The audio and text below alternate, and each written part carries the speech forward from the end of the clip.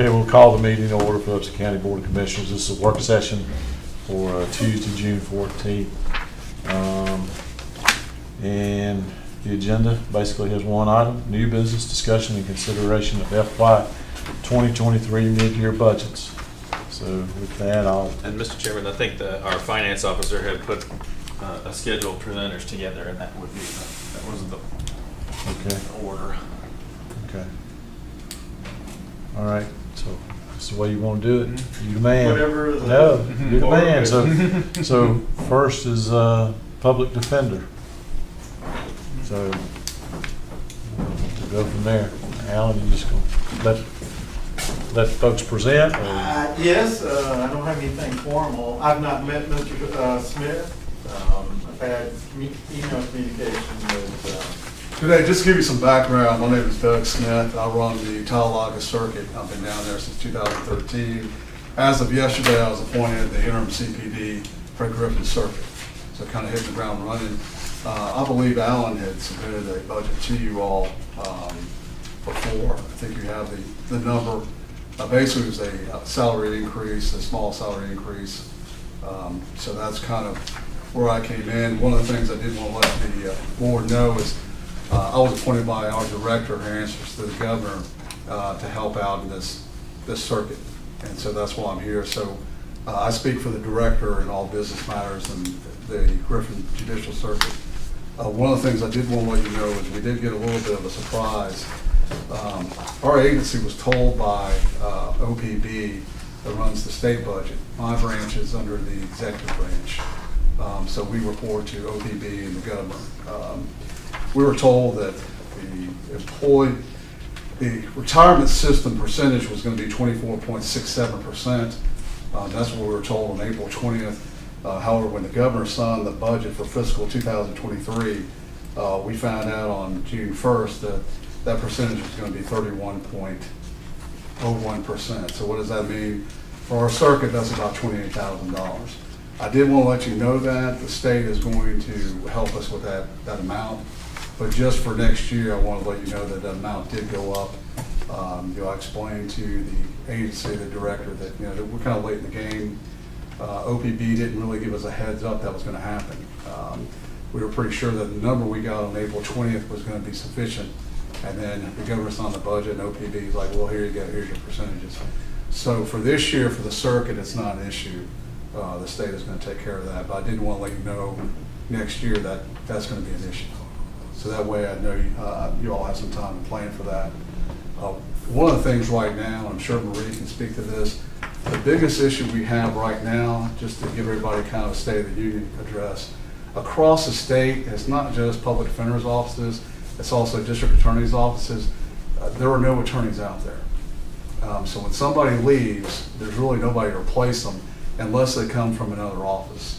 And so the goal is to make your spot as attractive as possible to get some of those folks. Now, what has caused this? Well, for about 2 years, the court system was shut down. I think in Talladega, we were shut down for about 3 months, and then we started handling cases. The minute we were able to have juries come back in, according to the judicial order by the Supreme Court, we had juries come in and we started trying cases again. The problem lies on the civil side. So you had insurance defense firms and plaintiffs firms that did not try any cases. And since there was no threat of trials, the insurance companies were under no obligation to make any settlement offers. So those cases just sat there, and as you can imagine, over 2 years in our state, it's quite a buildup. So what does that mean? Basically, they've hired, those two industries have hired all the attorneys that are out there, and they are paying people coming right out of law school exorbitant sums. We're talking around $90,000, $95,000 in bonuses. So that has caused a problem. It's a trickle-down effect. So the other part that we have is Fulton County is just flush. And so in addition to the help that they get from the state, they've gotten quite a bit of help from the county, Fulton County. So they are paying sums that most of us just can't even match. The CAB can somewhat. Cobb County is an opt-out, but they're having problems with their contractors. And so basically Fulton has acted like a vacuum for the metro area. And we are the metro area. This circuit's the metro area. I joked around with Talaga. They don't think they are, but they are the metro area. And if you see the housing prices and all that, I think they understand that as well. So I tell you all that because we've had 2 attorneys leave in the last couple of weeks. Salaries that just, can't match, can't come close to. So we were down 4 attorneys in Griffin, and we were down 2 attorneys in Fayette, along with an admin person. So the bottom line is, we're struggling to fill those positions. I look forward to working with the judges and Ms. Broder to see what we can do about that. But I did want to give you an indication as to what's going on. And again, it's not just our circuit, Talaga circuit, it's everywhere. And so that's really the greatest challenge we have right now. Hopefully, the plaintiffs firms and the insurance defense firms have hired everybody they're going to hire, and maybe we can get some law students to come in. But of course, they don't have the experience to handle some of the serious cases that we have. They could help us with things such as bonds, preliminary hearings, and keep things moving. But the big thing we got to do is keep the cases moving, get the jail numbers down, and just make sure that we don't have a bigger backlog than we have. So right now we're kind of trading water. So I say that just so you know, in the upcoming year, those are some of the challenges that we're facing. I think we can keep the people that we have. The director's committed to me that she will help me with resources and things of that nature. But they do have a high caseload and quite a bit of stress. And so, like I said, I'm trying to keep the flock together because there's plenty of other places for them to go. You have a lot of local folks that are good that want to stay here and they're dedicated to working on the circuit. It is kind of a tenuous situation. So that's kind of the state of the union for this circuit, from what I understand. I know some folks over here, but that's kind of where we're at with things. Does anybody have any questions? No, appreciate it. I don't, not this at this point, but appreciate that that update on where you are. It's a unique environment we're in. Can't find people to mow grass on the road department. Can't find attorneys to work in our courts. Chairman, I got a question for you, and I just want to make sure I'm clear here. All right, so what is the percentage of supplement that you receive from the state? This is not the total, but I mean, is there a supplement by the state to your office, to the public defender's office? We have state-funded state employees that they cover. This is all the non. That's correct. That's correct. And there are certain services that we're providing right now. According to statute, we handle Superior Court. If there's not a state court in the county, we do handle the state court cases. If there is a state court county like in Fayette, that sort of thing, contractually or statutorily by law, we're not required to handle those. Only Superior Court and juvenile cases.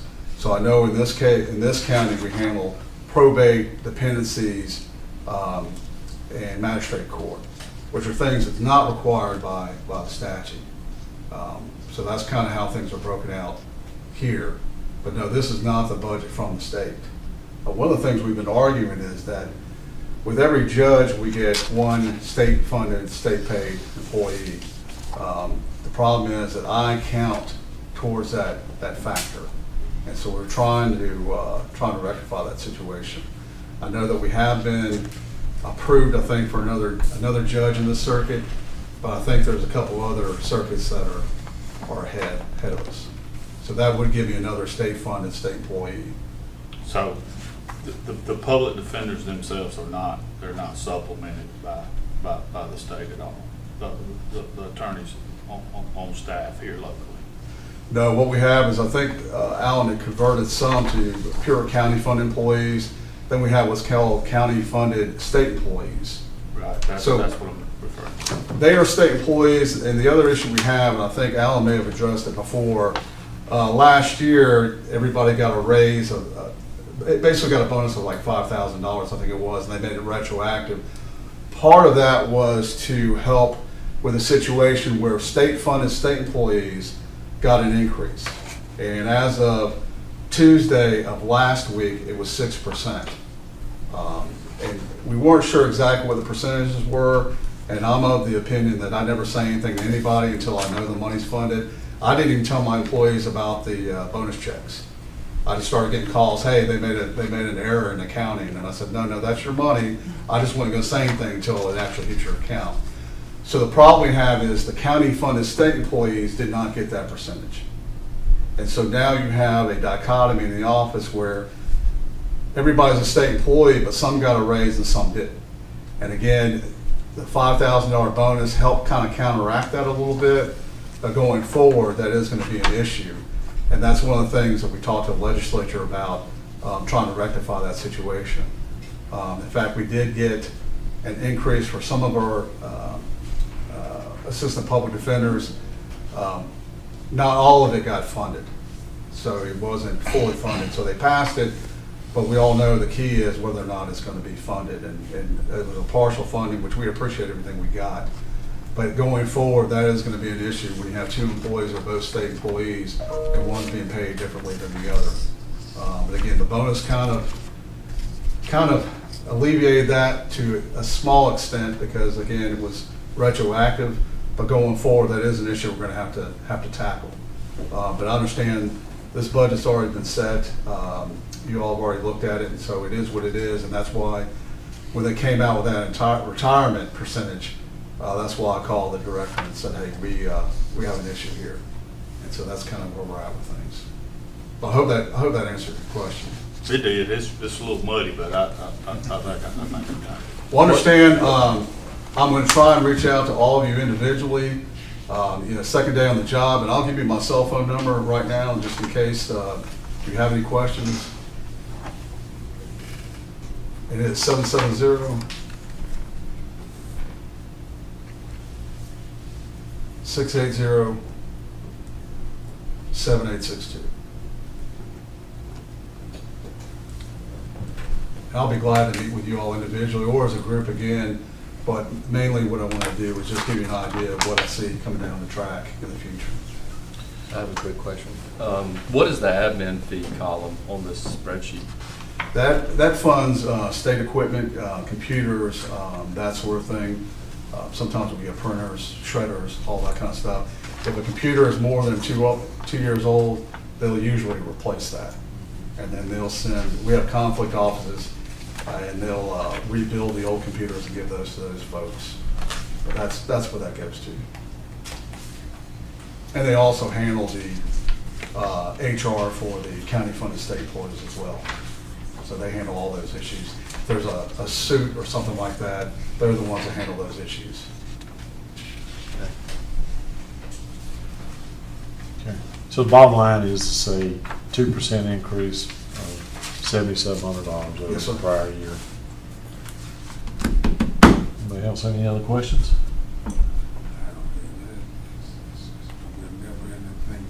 Alan, you good?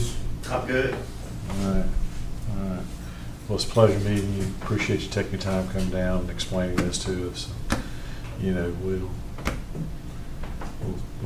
at some point we'll end up approving or coming back and talking some more about some of these budgets as we go. So. And I'll be around, like I said, second day on the job, so I just kind of want to give you guys an idea of what's going on. And again, I'll reach out to you all individually. Well, thank you. Thank you. Thank you.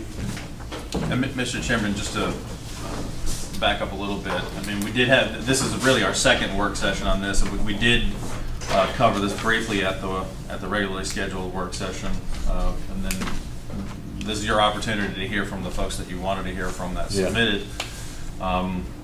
Staff has every intention of presenting this to you based on the feedback we get from today at your next meeting in June, your second meeting in June. So we're looking potentially to adopt at the next meeting, which is 2 weeks from today. Thanks, Jason. All right. Griffin Judicial Circuit Court. That would be Mr. Will, wouldn't it? You're up next. I know, I'm always after you. No, I'm easy though. It's easy tonight. You already made a big request from there. Don't blame me. I'm reading what the man behind you gave us. Good evening, everyone. Good afternoon. Thank you again for this opportunity. My name is Will Griffin. You may not know me. I'm the District Court Administrator covering. This is one of my 5 circuits that I cover. And before you, I'm sure you had an opportunity to review it. is the Superior Court budget and the Juvenile Court budget. And most importantly is page 1, I'm sure, where you see the allocations per counties as to what the total circuit budget is and what the payments would be quarterly to the circuit. We have all of our employees listed here. You may remember I came before you with a couple of judges not too long ago about the circuit-wide raises we had there. We listed the differences there for you as well. We appreciate you and what you did for our employees. It's been years since they had that type of raise. On page 4, you can see our line items, and you can see the differences there from last year to this year, and they're pretty modest. Not a whole lot of changes there. Also, you all may recall that our budget is driven by population and case count, and that's how we calculate on page 5 what the differences are and how we come up with these numbers to fund the circuit. In regards to juvenile court, the only change was positive. Our case count numbers in juvenile court were not, we're not quite sure how they looked. So we did some recalculations, some case counts, went through all of the dockets, and it actually decreased to 580, which also decreased the juvenile court's overall budget. Mr. Chairman, that is page 9 and 10 in your overall packet.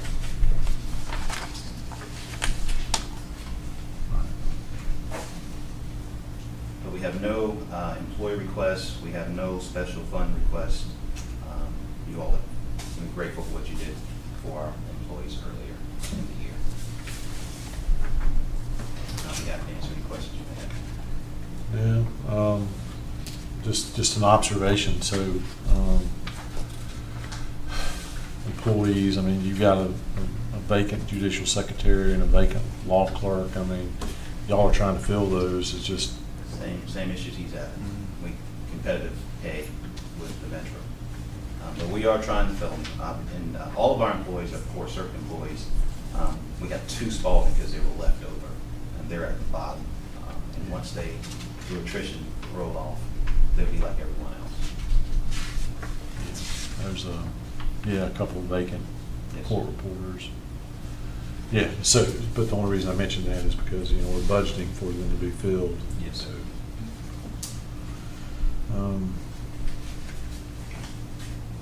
Anybody else have any questions?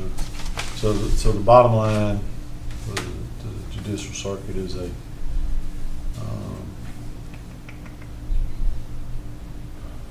I'm looking at, I got sort of 13.9% increase from 179,899 to 207,920, an increase of $28,000. And the biggest reason for that increase is to cover the stuff we did last year, right? Yes, sir. That's my question. Yeah, absolutely. Right, so we are, that Right. takes into account. Right. So did we do a budget amendment on that, or did we? No. He nodded. Mr. Chairman, I do have a question for Will. Yes, sir.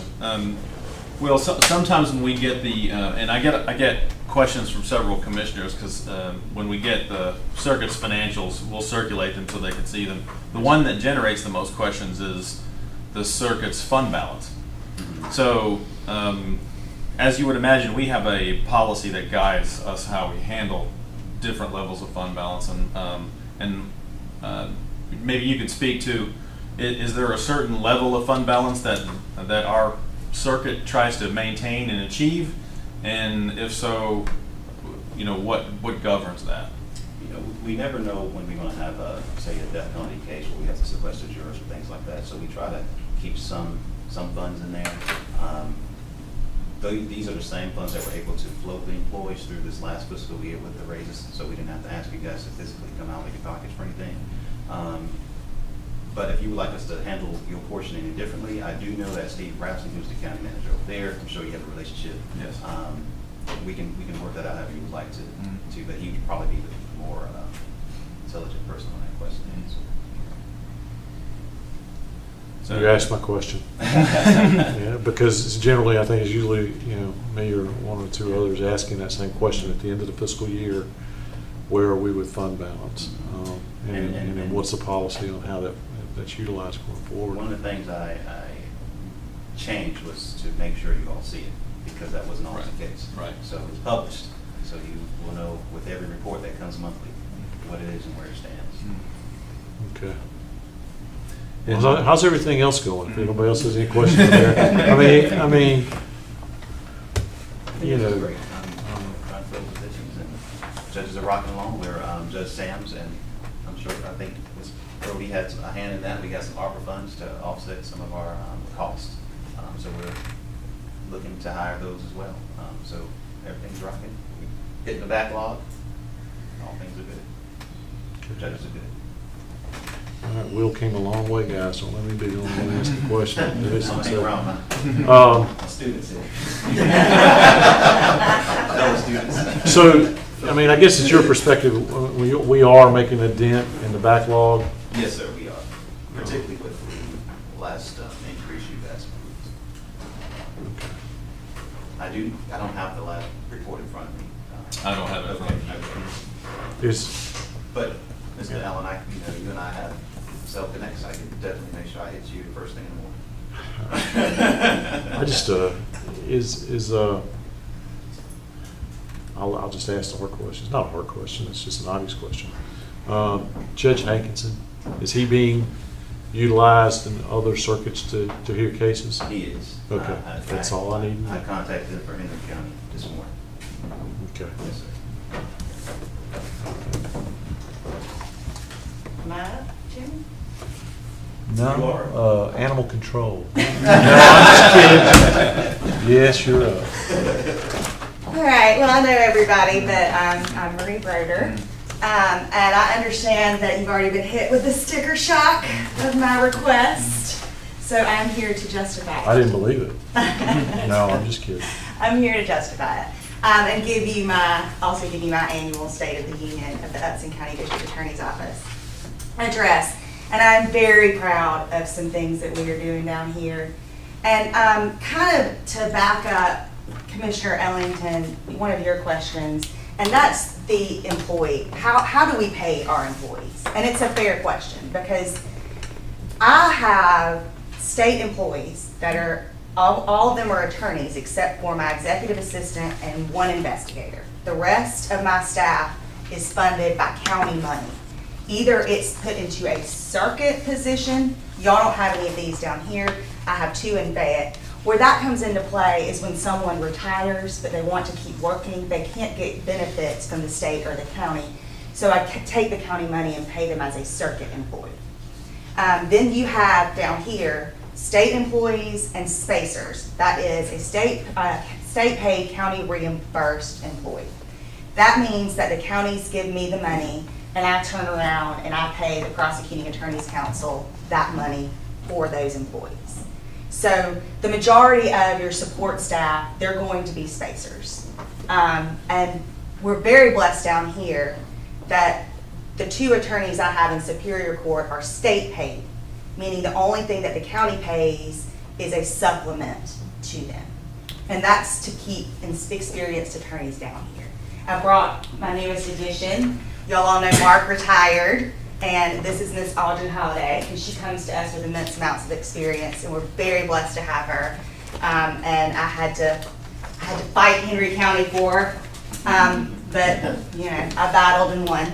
But that's what that supplement does, is it attracts people like Audrey, because the state they cap them out at a certain amount. So it's called step increases, and every year they'll get that, but the state's only going to pay them a certain amount.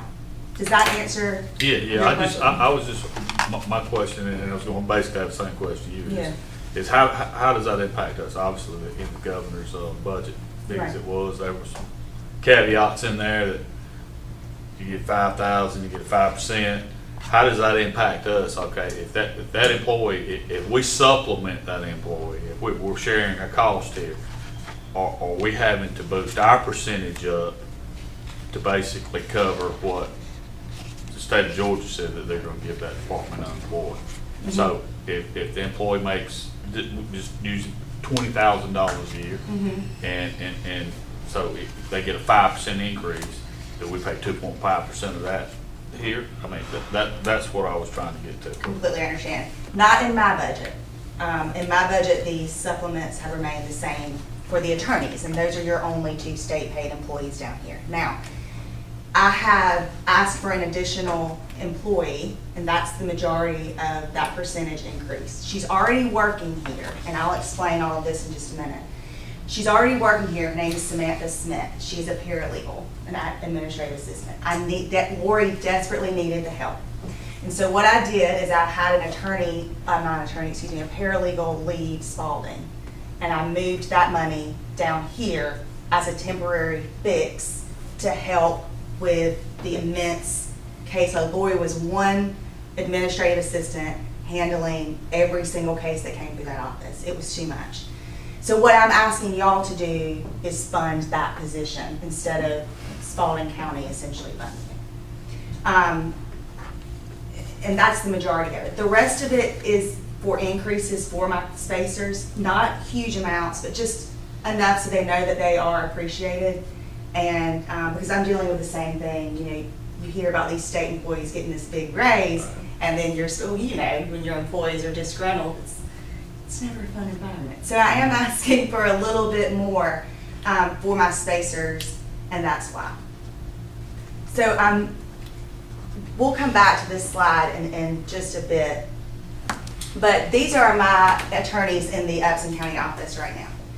If you all recall, when I started, we had me as the chief, as a district attorney, then my chief. Now, I will tell you, he does not operate out of this office. He is out of Spalding, but he does come down and help, and I like to list him on there.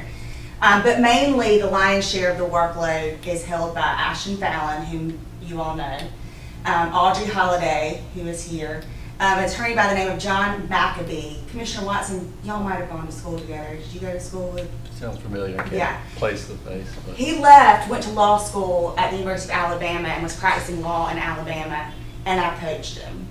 When I had some grant money, that ARPA money that came down, I called him up, cold called him, and just said, you want to come home? And so he's back. John Richardson was the staff attorney for Judge Ballard, and I have hired him. He is actually a city-funded attorney. So the city of Thomaston funds John Richardson's salary. He handles city court and probate court.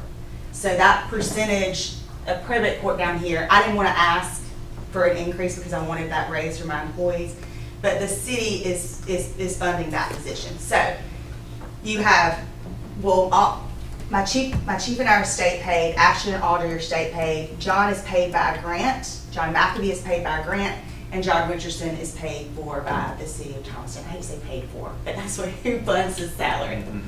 And those are your attorneys. The support staff, we've doubled that as well. I have a receptionist, Monique Jones, 2 investigators. They've been here a while. Stan is retiring in the summer, so I'll have to find a new investigator. So we'll do that. I have an additional victim advocate, Hannah Kennedy. Shirley's been here for a very long time.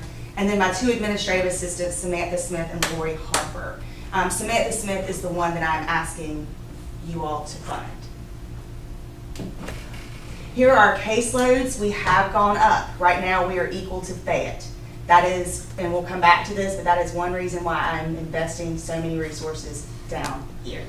We've always been close to Fayette, but Fayette only has felonies. We have misdemeanors, and I'll break down the caseload for you for that in just a minute.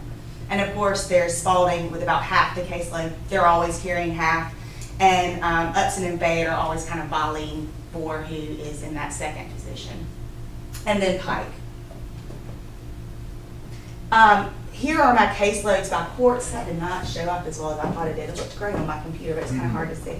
So obviously Superior Court has the most, right? Sitting at around 42% of our caseload. City Court is hovering around 30, Probate Court around 20, and then juveniles at 7%. So I have an attorney that handles probate in City Court. I have 3 attorneys that handle Superior, and then 1 attorney out of the Pike County office who handles juvenile. And that's what the District Attorney's Office is doing. And a lot of people don't realize that in addition to this, we're handling cases in magistrate court as well. I didn't put that on there because magistrate court is really a feeder up to superior court, so that factors into the superior court numbers, but we do handle cases there. We also handle civil forfeitures as part of superior court. Here's the breakdown of the current case status. All right, here's where we are as of today. We have, our murder rate is at 1%, but y'all, we have 7 murders right now in Spalding County. And the body that was just recovered yesterday would make 8. So when I was working here, we had 1. And for many years before that, we had none. I mean, you remember the days when hearing about a murder in Upson County, I mean, everybody was talking about it. That's why I'm investing down here. That's concerning. And I wanted to close at that, but I want to just put that in your heads. I think I got tripped up there because I think you said Spalding County, but I'm 8 sorry. in Upson, 8 in Upson. I'm sorry. No, we have 28 in Spalding. 28 in Spalding, 8 8 in in Upson. Upson. And that's for current calendar year. Mm-hmm. And we're halfway, not even halfway through the Now, year. some of them are from last year. Oh, so they're Right. pending. Pending cases. Mhm. Okay. Thank you for that clarification. Well, are there some that were just, they're pending cases that just haven't gotten a trial yet because of COVID? And so some of these folks could have been, they may have been sitting in jail for A year and a half. Year and a half. Mhm. Okay. Waiting. The first big murder case, a 4 co-defendant armed robbery murder, is specially set for trial in August. So. But calendar year that we're in, we've had probably Okay. 3. Three. And that's a lot. absolutely. Excluding the one from yesterday. And the one from yesterday would make 4 in this calendar year. So this is a snapshot of, let me clarify that, pending cases. So if you went in my caseload right now, this is what you would find. They're waiting for trial. Your property crime is actually pretty low compared to the other parts of the circuit. I find that to be interesting. Normally that's a pretty large chunk. It's actually at 10% here. Drugs are always high at 21%. Then you have felony other. Those are going to be your gang cases and cases that kind of just don't fit in any other category. And then the misdemeanors. And that's a snapshot of, if you walked in my office right now and pulled their case, these are the percentages of what you would pull.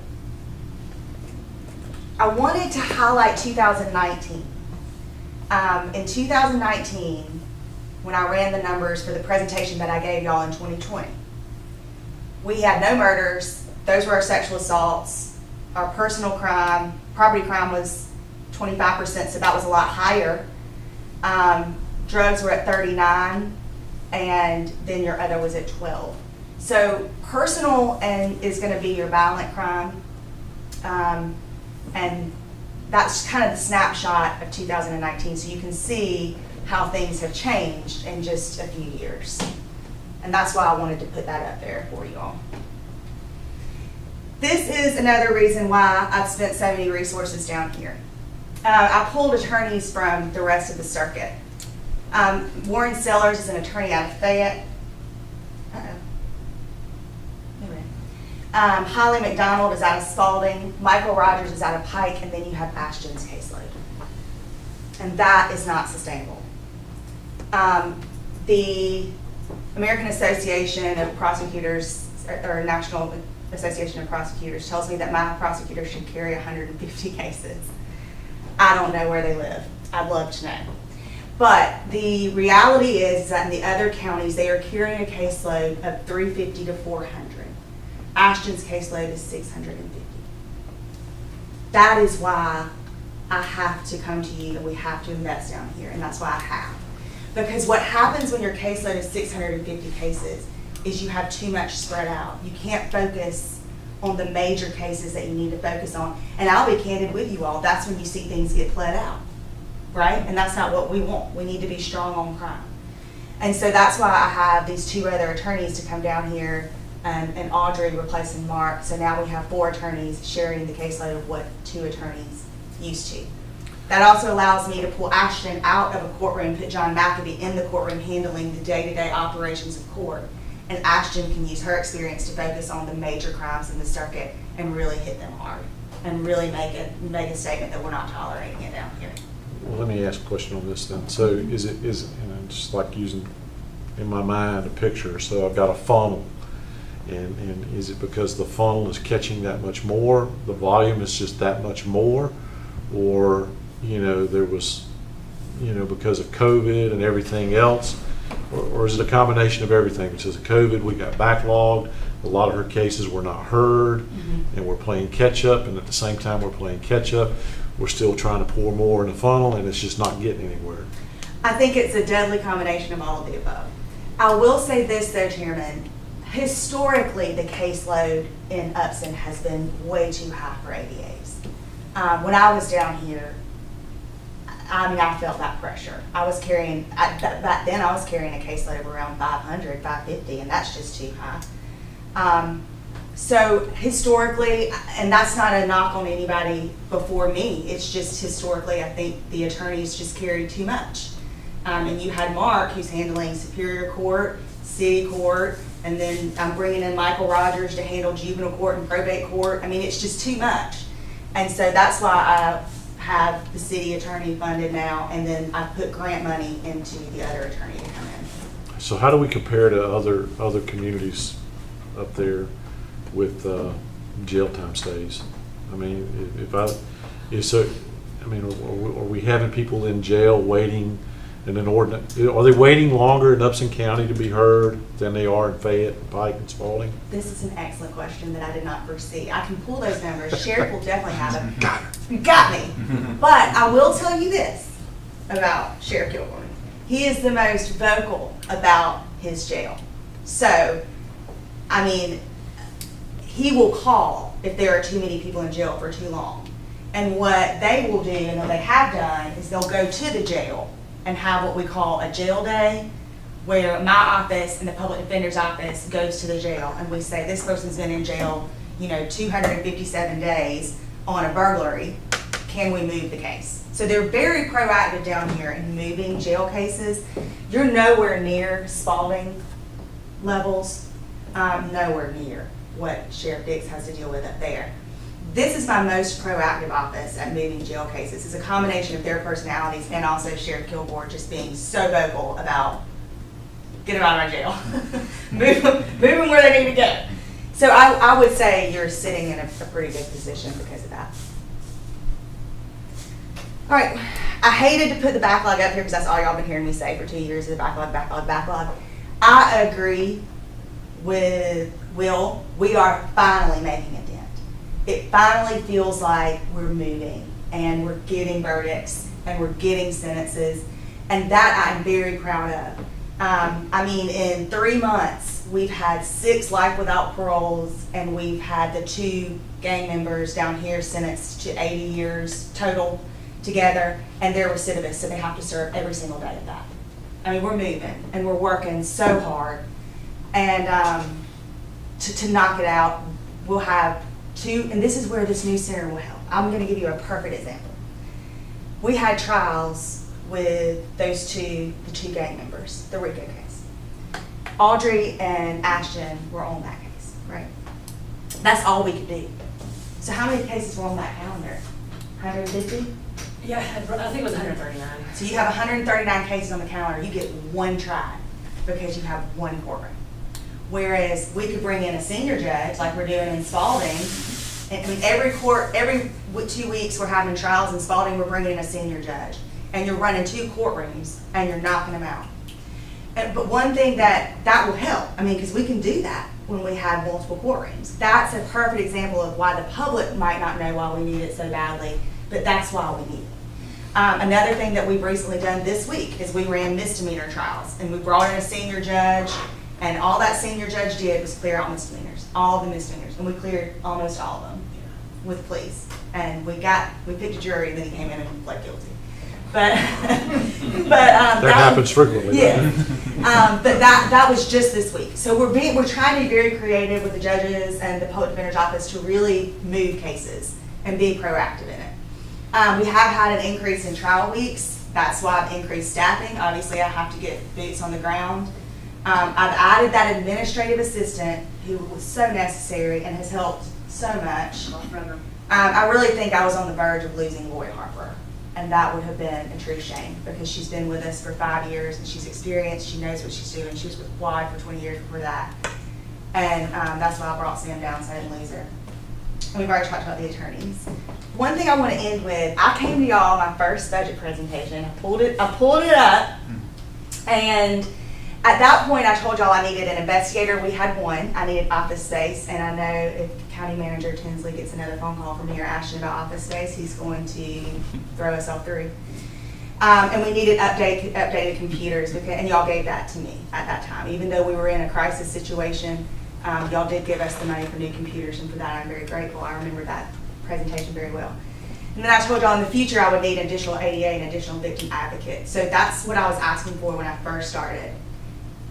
And not only did I get another ADA, but I've added 2.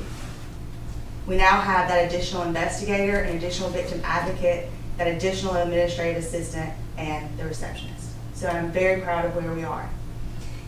If I could go one slide here, just to end it, and I should have put it back in the bottom, but I didn't. When I asked for an increase, and I hit pipe pretty hard too for this same reason. I'm very cognizant that I'm asking for taxpayer money, right? I'm very aware of that, and I take that very seriously. The reason that this is so important down here, y'all, is I know y'all have seen and heard about the rise in violent crime in our county. You cannot ignore it. And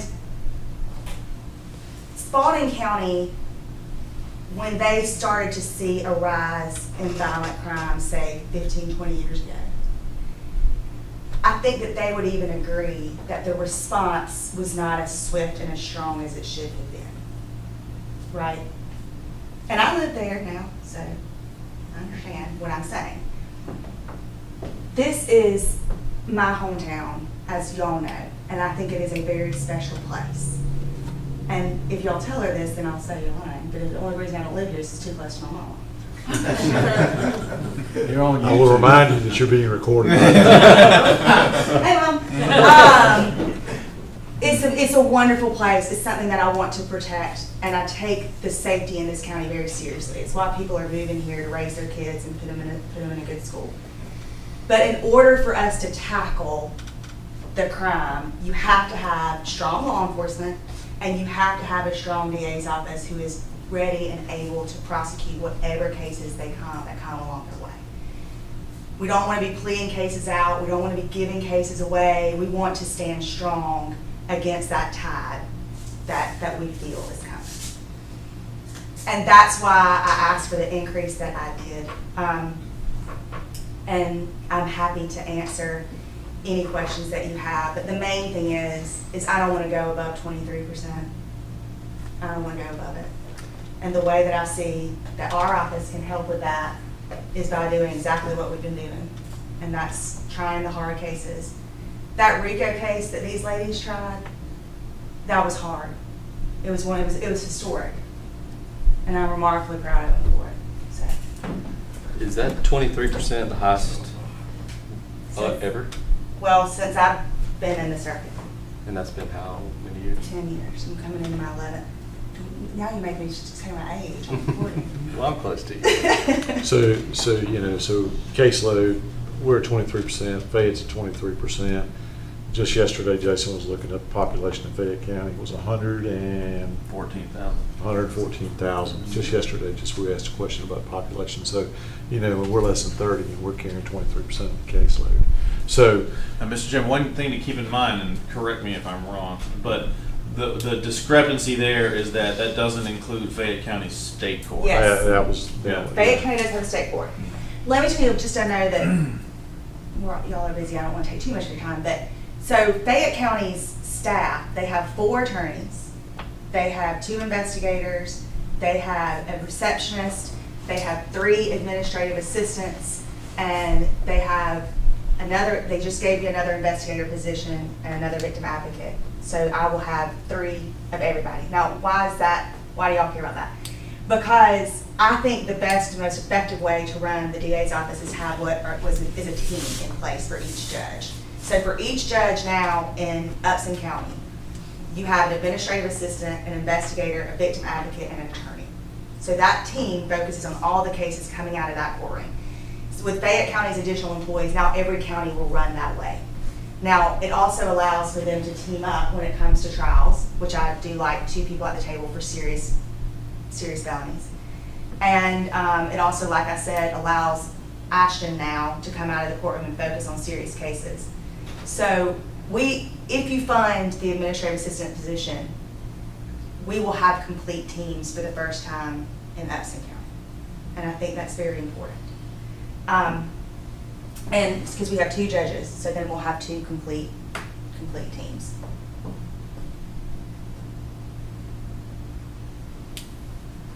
Questions?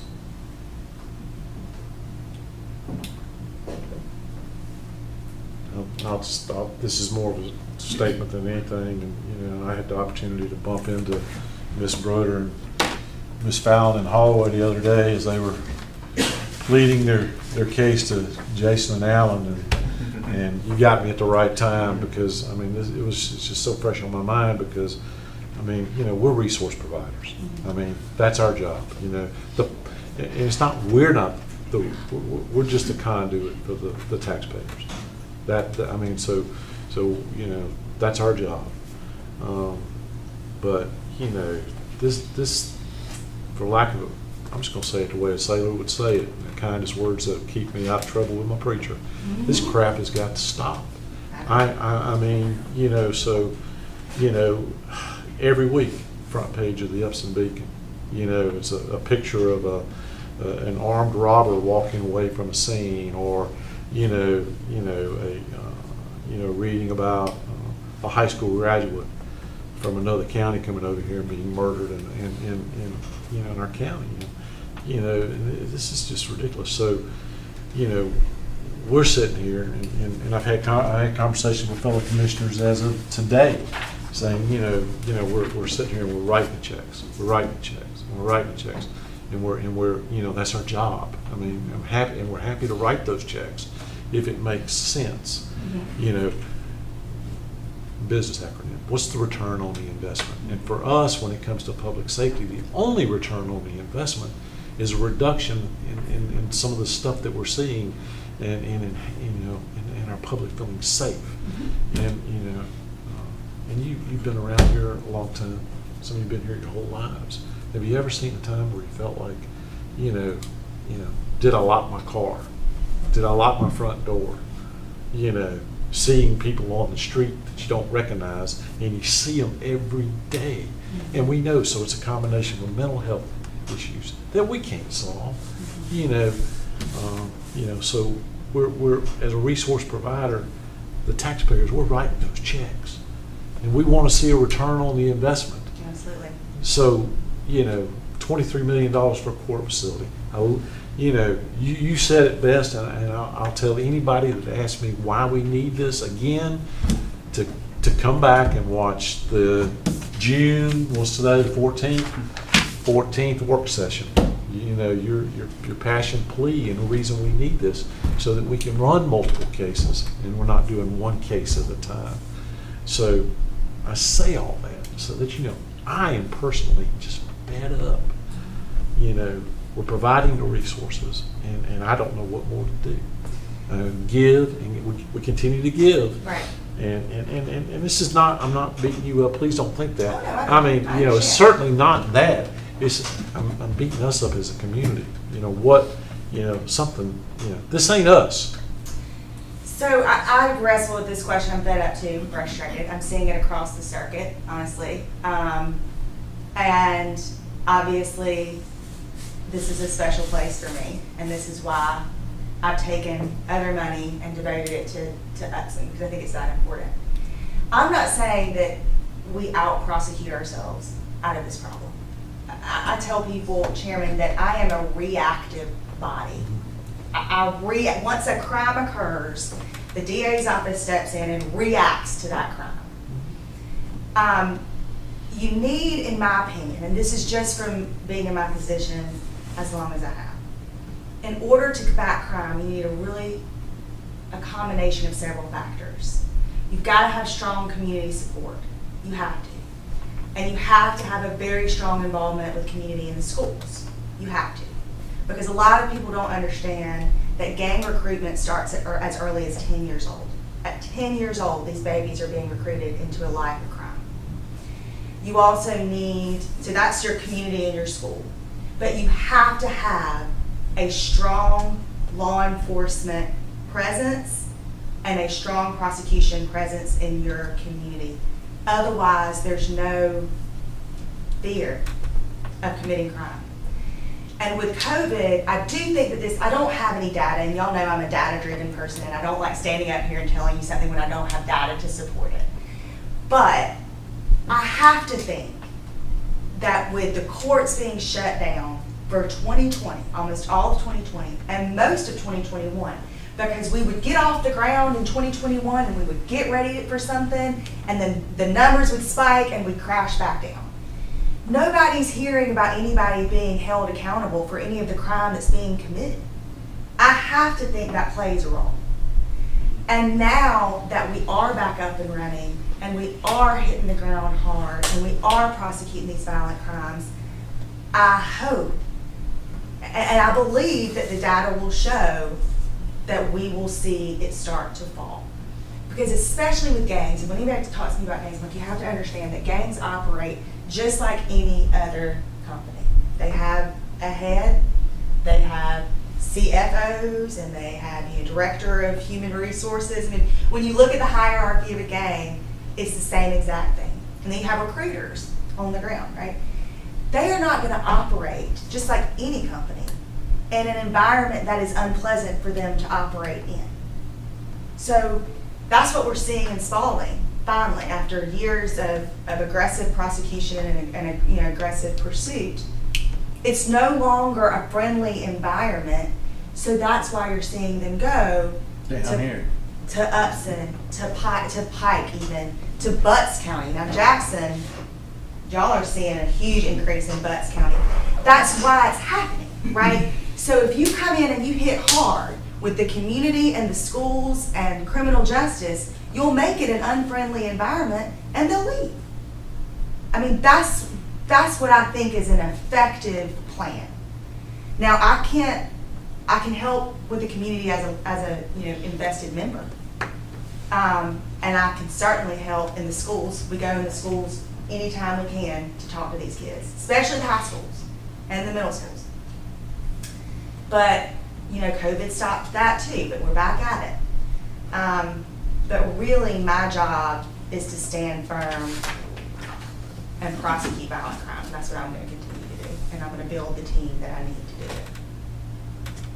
I hope that answers your question. It's a great conversation, and it's probably a conversation that it did start here, and it doesn't need to end here. It's something that we as a community need to continue to have, and there are certainly some other stakeholders that need to be at the table, because again, we're resource providers. And when do we provide those resources? When we're having a budget meeting, or planning a court facility. That's when we provide those resources. Once we provide those resources, we've done our part. Right. I just, but as a citizen, and I probably don't speak for myself here, but for a lot of people, just every week, when 17-year-old shot and killed over here, graduating high school, that crap's got to stop. And I'm not preaching to you, I'm preaching with you.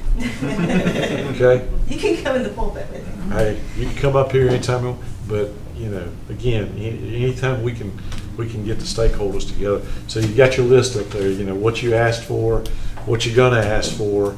I say when you come back to us next year, if we're on this track that we're on right now, make sure you got a lot more to ask for, because I mean we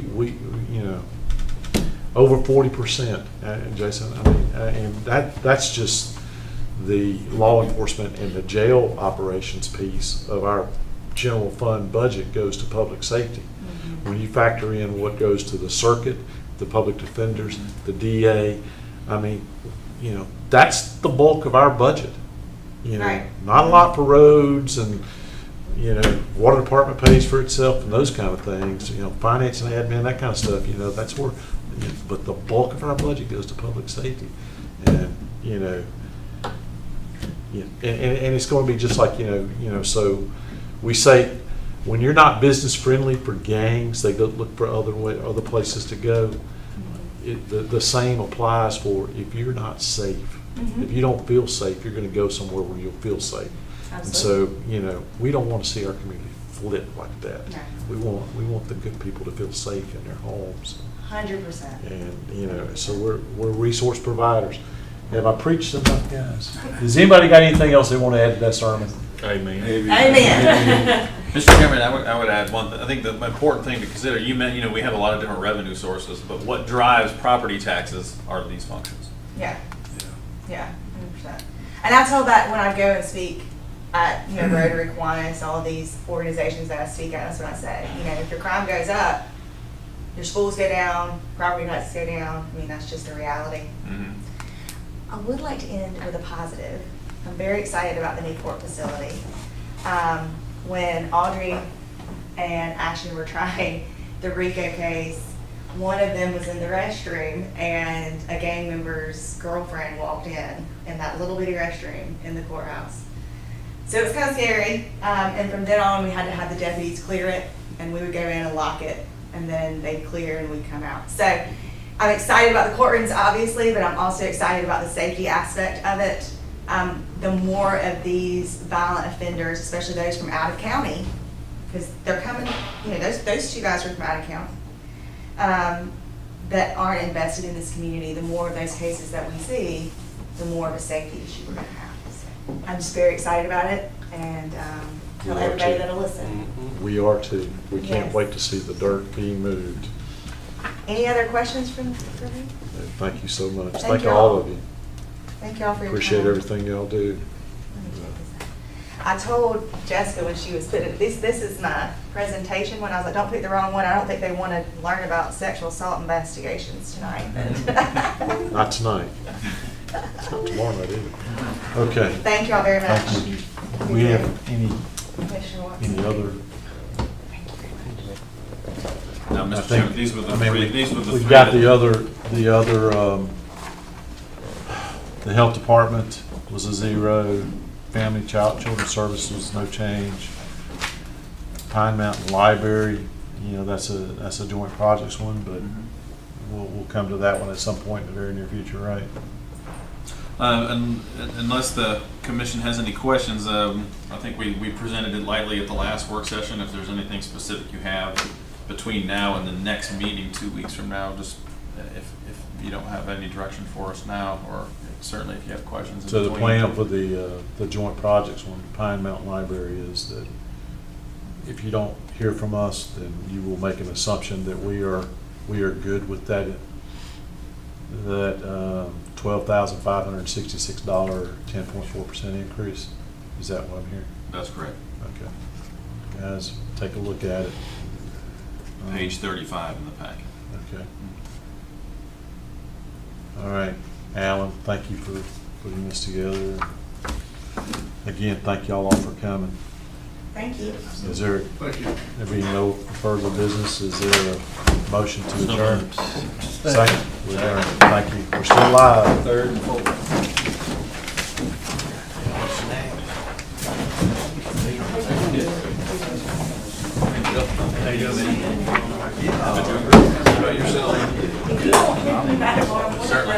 Certainly. Yeah, I will. Thank you. Good to see you. Oh, Good to see you. You kept my attention for 5.